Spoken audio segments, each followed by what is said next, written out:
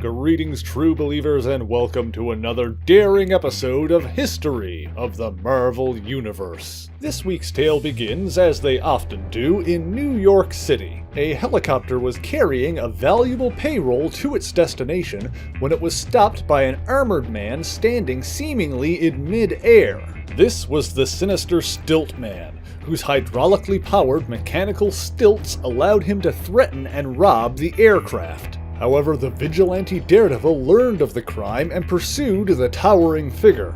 But as the man without fear rounded a corner, the Stilt-Man seemingly disappeared.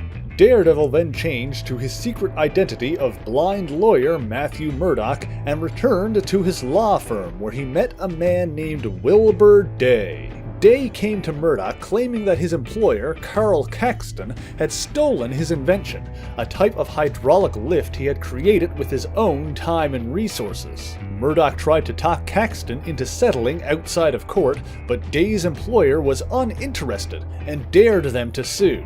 Later that night, the blind lawyer, who was secretly Daredevil, engaged in his typical training regimen until his police scanner reported another sighting of the Stilt-Man. Daredevil found the villain stealing from a penthouse party and attempted to climb his mechanical leg. However, the Stilt-Man dashed his foe against the side of a building and escaped once again. The following day, Wilbur Day came to the offices of Nelson and Murdock once again. Day claimed that he had reason to believe that Carl Caxton was working on his stolen inventions, and that they may gather evidence if they went to his laboratory. Murdock refused to trespass, but before they could continue their conversation, his super senses detected a heartbeat outside the door. Going to investigate, the two men found Caxton eavesdropping on their conversation. Caxton claimed that he was the one who invented the hydraulic devices that Day was attempting to take credit for.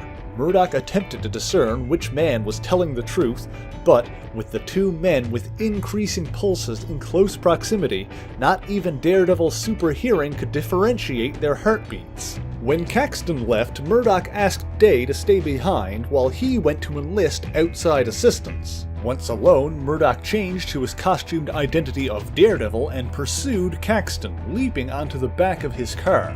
However, the seemingly sinister scientist was prepared and pressed a button electrifying the outside of his car, shocking off the masked vigilante. Before Daredevil returned to his office, the radio in his cowl picked up a police bulletin reporting another attack from the Stilt-Man. The man without fear rushed to the scene, finding the police firing on the villain, although their bullets seemed to have no effect on his mechanical armor. Daredevil attempted to apprehend him once again, but the Stilt-Man avoided his assault and slipped away. Returning to his office as Matt Murdock, Daredevil found Wilbur Day asleep and hatched a plan. Waking his client, the two men traveled to Carl Caxton's home. Upon coming closer, Murdock and Day found the Stilt-Man's hydraulic legs outside of Caxton's house. Caxton found the two intruders and held them at gunpoint, but the previously meek Wilbur Day leapt forward and struck his employer, knocking him out with a single strike. Day claimed that Caxton must have been the Stilt-Man, but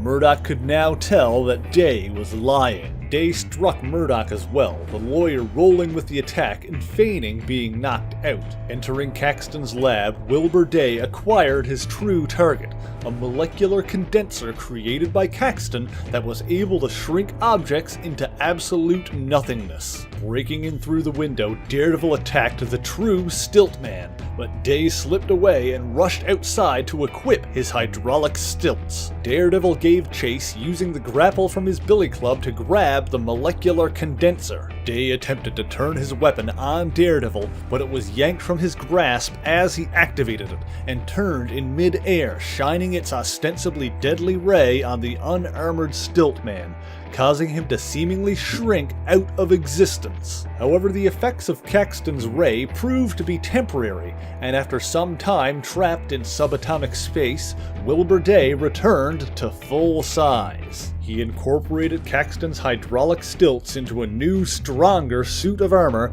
and the Stilt-Man was reborn. He battled Daredevil several more times before eventually kidnapping Caxton and his daughter Barbara, holding her hostage and forcing his former employer to increase the molecular condenser's power. This time, Day was defeated by the combined efforts of Daredevil and the Black Widow, and the molecular condenser was lost. Of course, this was not the end for Wilbur Day, as the Stilt-Man appeared many more times over the years, battling the likes of Captain America and the Falcon, the Black Goliath and the Champions, the Mighty Thor, the Amazing Spider-Man, the Invincible Iron Man, and the Sensational She-Hulk. This was until he had a run-in with the Punisher, who just so happened to be packing enough heavy artillery to destroy Stilt-Man's armor, as well as pretty much his entire lower body, and finished the Stilt-Man for good. As a side note, apparently at some point Wilbur got married to Princess Python from the Circus of Crime, as she showed up to his wake at the bar with no name, claiming to be his widow. Good for them. Even after his death, the legacy of the Stilt-Man still lingered, both in the form of the Bastard Sons of Wilbur Day, a terrorist group that carried on in his name only to be defeated by Iron Man and Spider-Man, and Lady Stilt-Man, a woman who somehow built or obtained a similar suit and also battled Spider-Man. Not only that, but Wilbur Day was one of the many people resurrected by the Jackal during the Clone Conspiracy. And while his fate following that incident remains unconfirmed, I doubt we've truly seen the last of the Stilt-Man. And that's all for this week. Thank you guys so much for watching. If you like this video, please leave a like, leave a comment, and share it on your favorite social media.